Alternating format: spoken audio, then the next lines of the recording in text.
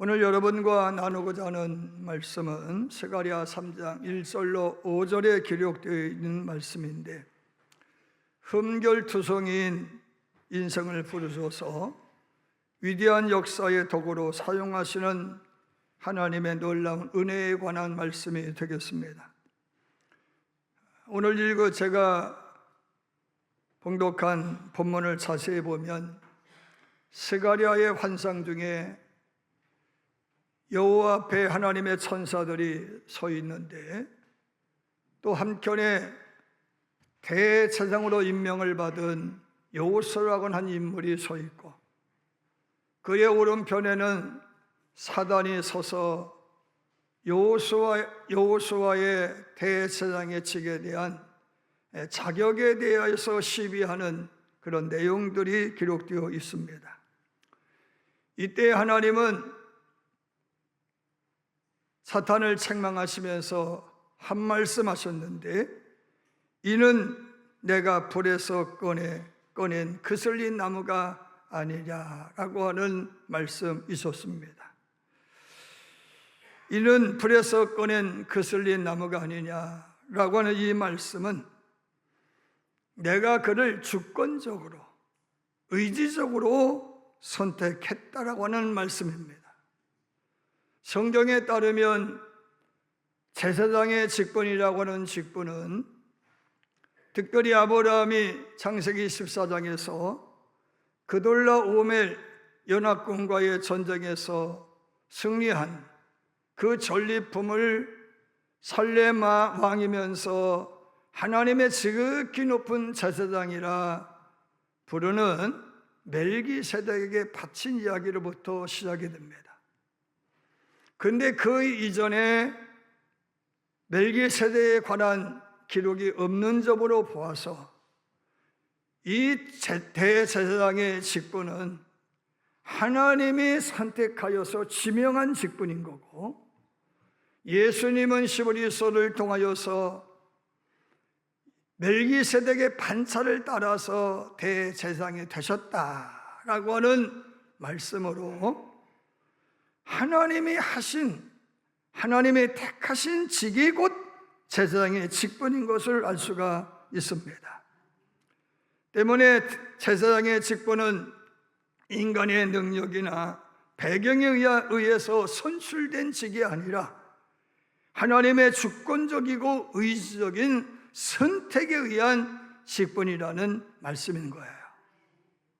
다시 말씀을 드리면 제사장의 직은 되고 싶다고 되는 것도 아니고 하기 싫다고 안 하는 것도 아니라는 말씀인 거예요. 어쩌면 여러분들이 지금 하고 있는 일도 그런 식의 일일 수도 있어요. 대제사장으로 선택을 받은 본문의 여호수아는 바빌론에서 출생한 사람으로서 타락한 바빌론의 우상의 문화에 젖은 사람일 수 있습니다. 그러므로 그는 더러운 옷을 입고 있었다라고 본문은 증언하고 있습니다. 그런 점을 들어서 사단은 대제사장이라면 출생에 혹은 생활에 흠결이 없어야 되는 거 아니냐라고 하면서 하나님에게 하나님 잘못 뽑았습니다 라고 하나님을 탓했다라고 하는 것이죠. 그럴 때 하나님이 이렇게 말씀하시는 거예요. 나도 그가 불에 그을린 나무처럼 그의 출생과 행실에 문제가 있음을 알고 있다. 하지만 내가 그를 택했으니 너는 그의 권위에 복종하라 라고 하며 꾸짖었다라고 하는 말씀인 거예요. 여기서 우리는 세상의 평가와 하나님의 평가가 얼마나 다른지를 보게 되는 거예요. 세상의 평가는 늘 숫자입니다. 숫자. 일례로 미국 교통부 산하에 따른 부시 행정부 시절에 사람의 가치를 350만 불로 정했다고 그래요. 350만 불은 제가 계산기를 두드려 보니까 지금 시가로 53억 원 정도 돼요. 한 사람의 가치가 53억 원인 거예요. 오바마 정부 들어서 사람의 가치가 조금 상승했어요. 610만 불, 약 92억 원 정도가 되는 거예요. 한 사람은요, 그 사람의 출생으로부터 시작하여서 하고 있는 일 등등을 합산하여서 93억 원 정도 된다, 그런 말씀인 거예요. 이것은 보험업계에 적용되어지는 거예요. 한국은 보험업계를 중심으로 해서 각 기관에 조사를 해본 결과 얼마냐? 여러분 목숨값은 적게는 11억에서 많게는 18억 정도입니다. 여러분은 한 사람이 적게는 몇 억? 11억, 많게는 18억 정도 됩니다. 그런데 과연 그 돈을 받아낼 수 있느냐가 문제이겠죠. 하지만 하나님은 이런 계산법을 따르지 않습니다. 본문에 하나님은 사단이 지적하는 여호수아의 흠결을 가리기 위해서 천사들을 시켜서 그의 더러운 옷을 벗기시고 아름다운 새 옷으로 갈아입혀 주셨으니 일명 세마포 옷인 줄로 믿습니다. 그리고 그의 머리에 정결의 관을 씌워 주셨다고 하는 거예요. 이것이 저와 여러분에게는 큰 위로가 되는 줄로 믿으시길 바랍니다. 하나님은 저와 여러분을 완벽해서 사용하시는 것이 아니라 불타는 구덩이에서 간신히 건져낸 아무 쓸모없는 나무, 그슬린 나무 토막과 같은 우리이지만 내가 너를 써야 되겠다 라고 하는 의지적 선택으로 아브라함으로, 사레를 사라로, 야곱을 이스라엘로, 시몬을 베드로로, 사울을 바울로 바꿔서 쓰신다라고 하는 말씀이 있는 거예요. 하나님은 선택된 그 사람을 크고 위대하게 사용하기 위해서 사단이 지적하는 그 흠결을 가리기 위해 천사를 시켜서 어떻게 해요? 더러운 옷을 벗겨서 거룩하고 정결한 세마포옷으로 갈아입혀 주시고 정결한 관까지 씌워주셔서 바라보기만 해도 고개가 절로 숙여지게 하는 은혜를 주신다라고 하는 거예요. 이러한 하나님의 일하심을 성경적으로 신학적으로 층이라고 합니다. 저스티피케이션이라고 하는 말인데 층이라고 하는 말인 거예요. 층이는 뭐냐? 과거의 죄를 묻지 않고 아들의 신분을 회복시켜 주신 은혜입니다. 마치 누가복음 15장에 탕자가 아버지 집으로 돌아와서 하는 말이, 아버지, 제가 아버지에게 너무너무 죄를 많이 지어서 아들이라 불릴 자격도 없어요. 모습으로 그냥 사용해 주시면 좋겠네요 라고 하니까 종들을 시켜서, 아니다, 이는 죽었다가 다시 살아온 내 아들이고 아들이니 너무 귀한 아들이다. 그러니 너희는 장롱에 있는 가장 귀한 옷을 가져다가 입히고 손에 가락지를 끼워서 내 아들인 것을 세상 만천하에 선포하도록 해라. 할렐루야. 이렇게 하신 것과 같은 은혜가 승이라는 말씀인 줄로 믿습니다.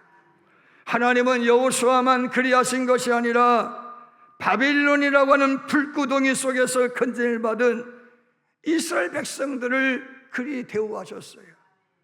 그들의 끊임없는 불충에 분노하신 하나님이 이 민족의 괴롭힘을 받게 하시고 그래도 회개하지 않으니까, 그래도 하나님께로 돌아오지 않으니까 바벨론이라고 하는 대제국 제국에 의해서 나라를 멸망시키시고 바벨론에게 잡혀가서 70년 동안 생고생하면서 죄를 깨닫게 하시고 돌이키게 하시고 하나님 찾게 하셔서 국권을 회복시켜 주시고 개개인의 신원도 회복시켜 주신 줄 믿으시길 바랍니다. 베드로는요, 나는 그를 모른다 3번 부인했음에도 불구하고 대사도로 쓰임을 받아요. 바울은 한때 교회를 핍박하는 자였고 박해하고 도리어 전도자들을 죽이는 일에 앞장섰지만 하나님의 의지적인 선택하심으로 인하여 새 사도가 된 줄로 믿으시길 바랍니다. 여러분, 성경은 하나님의 의지에 의해서 선택받은 중에도 바울과 같은 사람도 내면에서 일어나고 있는 갈등으로 인하여서 영적 전쟁 때문에 내가 이래도 되는 건가? 라는 고민을 많이 했다고 그렇게 성경에 기록되어 있잖아요. 그러나 하나님은 포기하지 않았어요.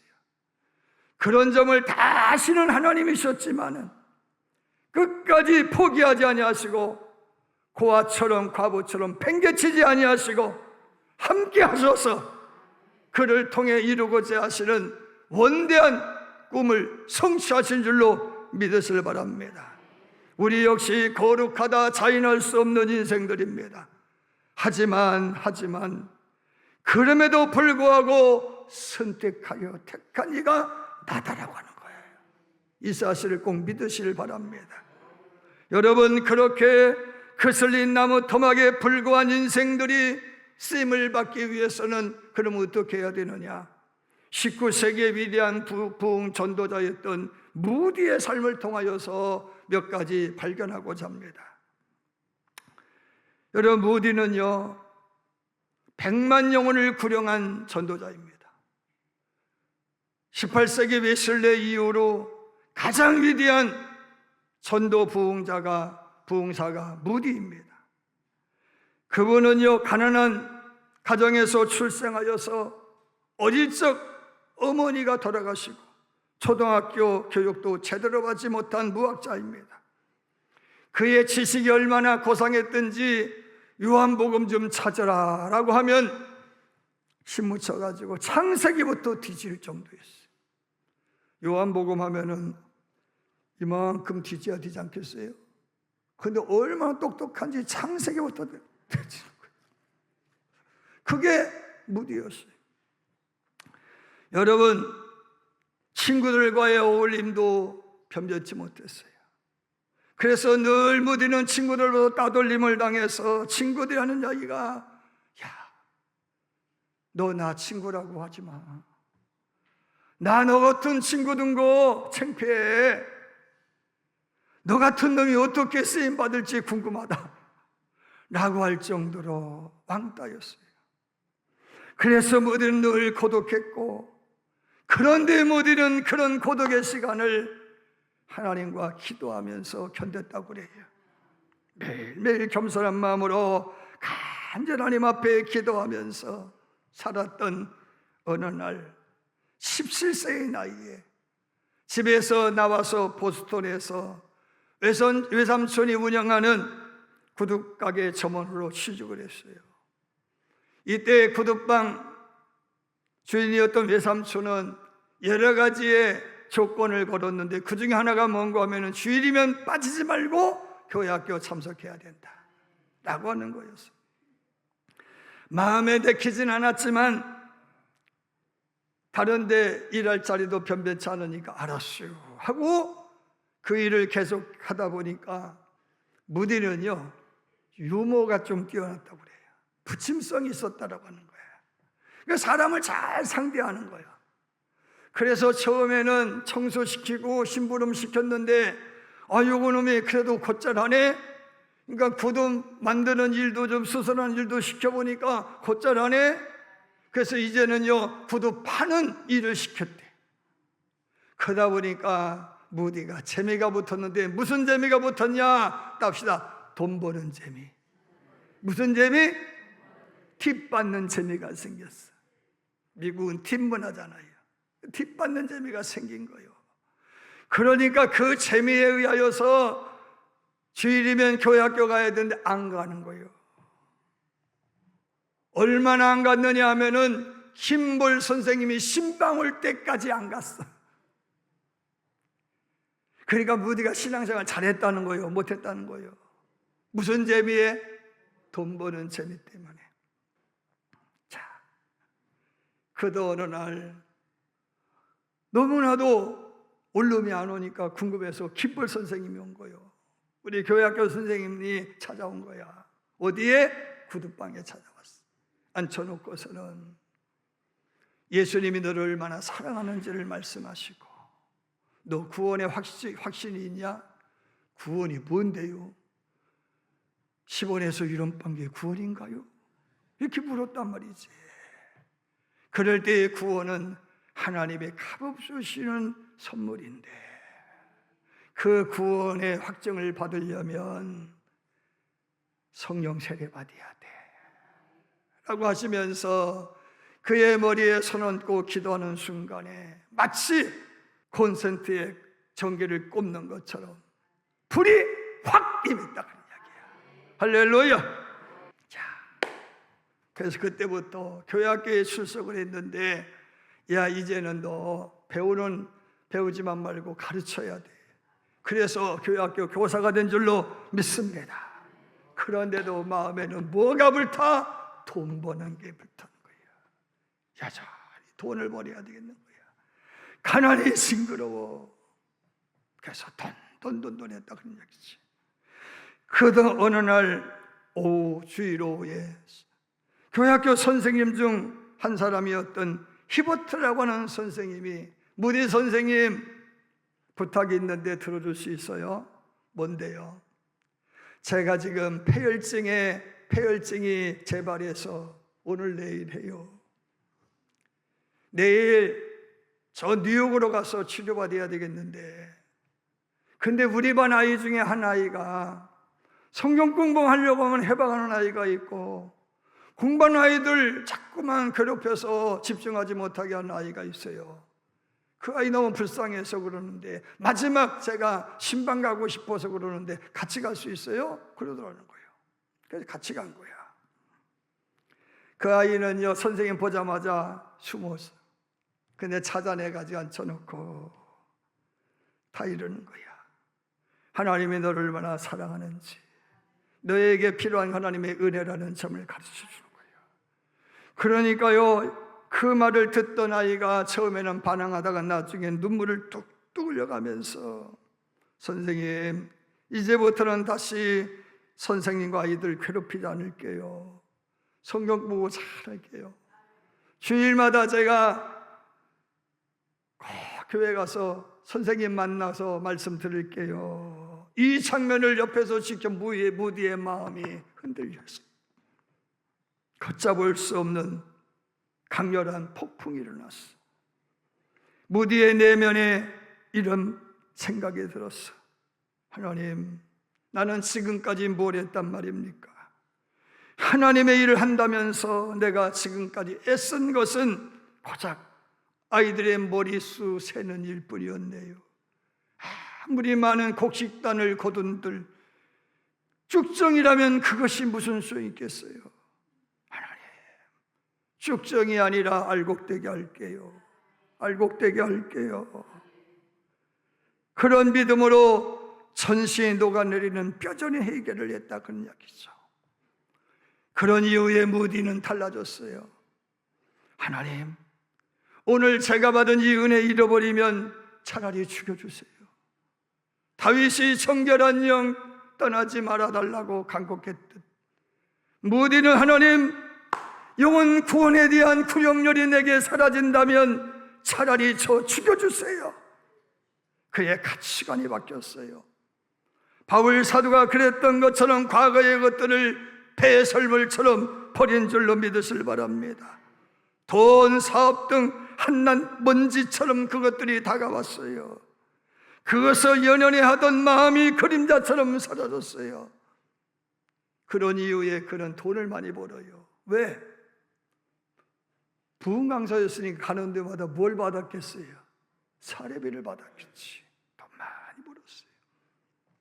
무디는요, 그 돈을 차곡차곡 쌓아놨지만 한 번도 자기를 위해서 쓴 적이 없어요. 교회 건축을 위해서 쓰고, 사회 사업을 위해서 쓰고, 교육 사업을 위해서 쓰고, 구제를 위해서 쓰고. 할렐루야. 그런데 무디 목사님을 돕는 분이 한 분 계셨으니 복음성가 가수였던 생키야.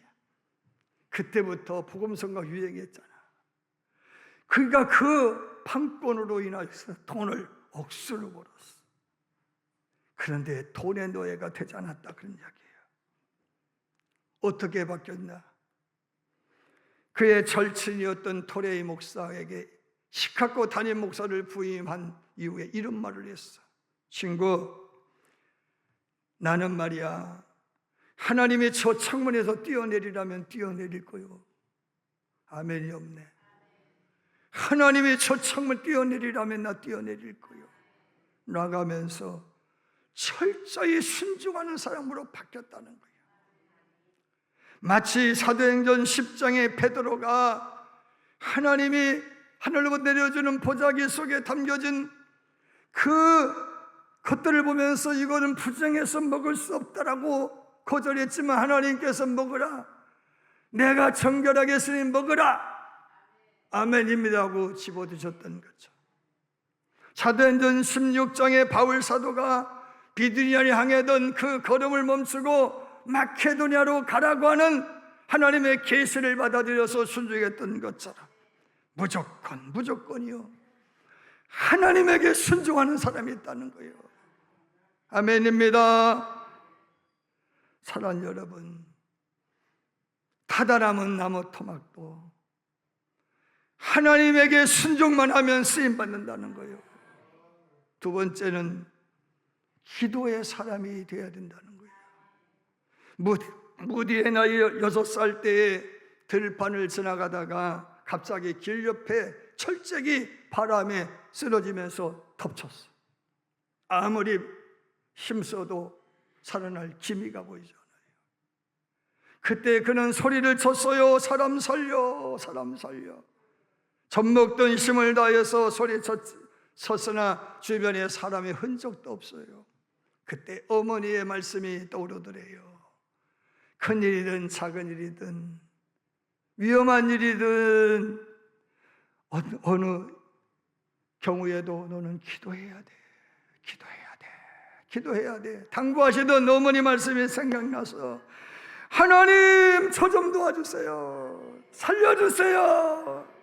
예수님 이름으로 기도합니다. 그리고는 하니까 철책이 움직이더래. 그래서 간신히 기어나온 줄로 믿으실 바랍니다. 1871년 초에 시카고에서 부흥회를 인도할 때예요. 부흥회를 인도하고 있는데 임종수 장로님 앉아있는, 백종희 장로님 앉아있는 그 자리에 세 자매가 앉아가지고 설교할 때마다 아멘입니다, 아멘입니다, 그랬으면 좋겠네, 그러는 거예요. 그러더니 설교 마치고 내려오는데 세 자매가 찾아와서 목사님, 저희 세 자매는요 목사님의 성령 충만함을 위해서, 성령의 기름 부음을 위해서 늘 기도하고 있어요, 그러더라는 거지. 그 말을 들은 무디가 깨어졌어요. 성도들도 나를 위해서 기도하는데 내가 어떻게 해야 되겠나 싶어가지고 날마다 하나님 성령의 기름 부음을 위해서 기도하는 거예요. 성령의 기름 부음이 없으면 할 수 없어요. 성령의 기름 부음을 위해서 기도한 줄로 믿으실 바랍니다. 마침내 그에게 성령이 임하여서 18세기 웨슬레의 뒤를 이어서 세계 100만 영혼을 구령한 위대한 부흥 전도자가 됐다, 그런 말씀인 거예요. 할렐루야. 무디의 절친이었던 토레이 박사는 무디에 관하여 이렇게 증언합니다.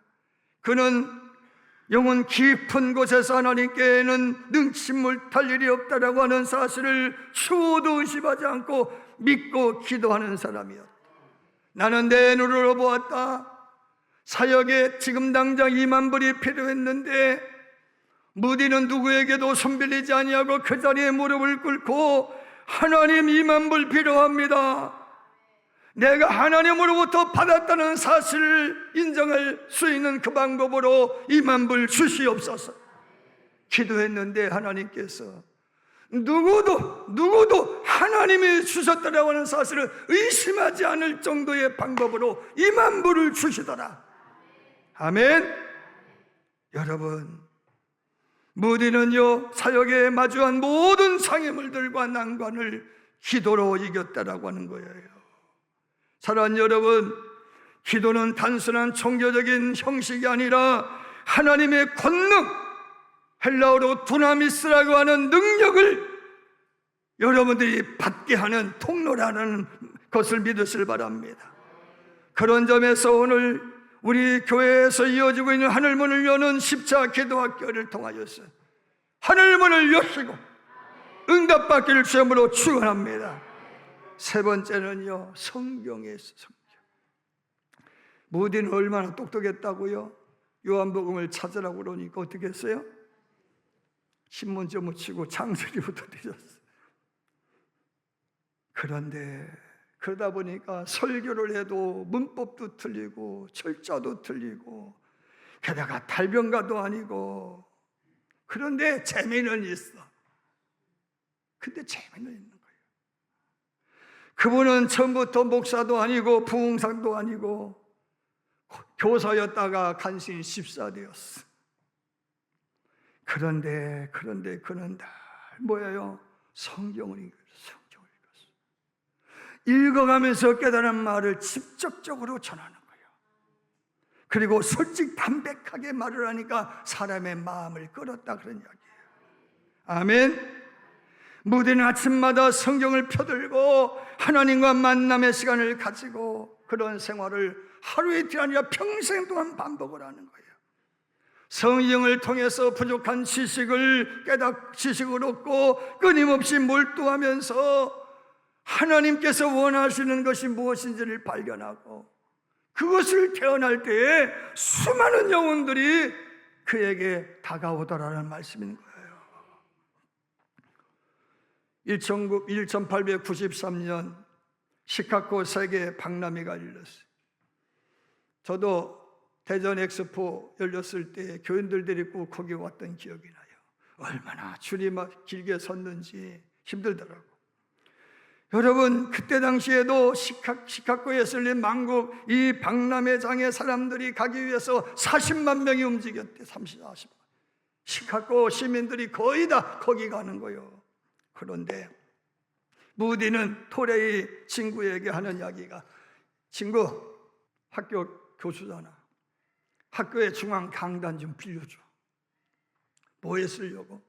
집회하려고. 아니 친구야, 아무리 믿음 좋지만 지금 시내 극장문 다 문 닫았어. 술집도 다 문 닫았어. 오락실도 문 닫았어. 모든 사람들이 지금 잭슨 공원에 열리고 있는 만국 박람회장으로 가는데 뭔 집회야? 아니야. 지금 집회해야 돼. 어쩔 수 없이 강단 빌려서 집회를 개최한 줄로 믿으시길 바랍니다. 같은 날 세계 종교 회의라고 하는 그런 기관에서 동양인 석학을 메시고 낡은 교리에 대한 새로운 광명이라는 주제로 세미나가 개최되었어요. 자, 만국 박람회 열렸죠. 세계 종교협회에서 세미나 열었죠. 무디 목사 집회 열었죠. 어디로 많이 갔겠어요? 대답을 안 하시네. 아니, 모든 사람들이 박람회장으로 가고, 그리고 레벨로 보면은 세계 종교 학회에서 열리는 세미나에 사람들이 몰려야 되지 않겠어요? 그런데 그날 강사로 초청된 토레이 박사가 설교하기 위해서 학교 중앙 강당으로 가다 보니까 매저 터져서 들어갈 수가 없어. 뒷창문을 통해서 기어 들어간 줄로 믿으실 바랍니다. 무엇 때문에 모였어요? 무디의 학식을 보기 위해서가 아니라 무디가 전하는 말씀을 듣기 위해서 모였다는 거예요. 오늘날도 교회에서 뭐가 전해야 돼요? 말씀이 전해져야 돼요. 당시에 무디의 집회에 참석한 뉴욕 타임즈 기자가 이렇게 말을 해요. 무디 선생이 이 도시에서 성취한 사업은 개인이나 공중의 도덕을 소생시켰다. 술수종꾼을 흐느껴 울게 하였고, 부도덕한 사람을 턱스럽게 하였고, 야비한 사람을 고상하게 하였고, 부정한 사람을 정결하게 하였다. 청년들은 관대한 생의 목표를 세우게 되었고, 실망 중에 있던 사람들은 새로운 소망을 갖게 되었다. 할렐루야. 여러분, 무디가 시대를 바꾸고 시카고를 변화시킨 것은 세상의 유행이 아니고 사조가 아니에요. 철학이나 이념이 아니에요. 하나님의 말씀인 거예요. 무디는 이렇게 외쳐요. 당신도 원하고 청중도 원하는 그들에게 무엇인가 주기를 원한다면 연구하라. 뭐를? 성경을 연구하라. 그리고 증언하라. 성경을 증거하라. 하나님의 말씀이 담겨있는 끝에 이 성경만이 장시간 사람들을 모으는 힘이 있고 그들을 붙잡아 축복할 수 있는 능력이 있는 것이다. 사랑하고 존경하는 성도 여러분, 하나님은 오늘 이 시간에도 불에서 꺼낸 그슬린 나무 토막 같은 저와 여러분을 찾아내요. 그럼에도 불구하고 선택하여 자녀 삼으셨습니다. 그리고 사명을 맡겨주셨습니다. 하나님의 의지적인 선택입니다. 하나님은요, 우리에게 기근이나 적신이나 위험이나 칼로도 꺾을 수 없는 사랑으로 우리를 구별하고 선택해 주셨어요. 우리의 하나님의 부르심에 응답하고자 할 의지 또한 기근과 적신과 위험과 칼로도 꺾을 수 없는 그런 것이어야 되지 않겠느냐라는 말씀인 거예요. 아멘입니다. 여호수아가 타다남은 숫검댕임에도 불구하고 선택받아서 대제사장의 책임을 감당한 것처럼 신학을 공부하지 않았고 클컬한 목소리와 많은 문법, 철자, 발음 등에 서툴렀던, 그래서 설교의 결함이 많은 무디를 선택하여서 100만 영혼을 구령하게 하셨던 것처럼, 그럼에도 불구하고 구원받은 저와 여러분들도 하나님에게 전적으로 순종하고 기도에 전념하고 성경에 집중해서 쓰임받는 저와 여러분들을 주님으로 축원합니다.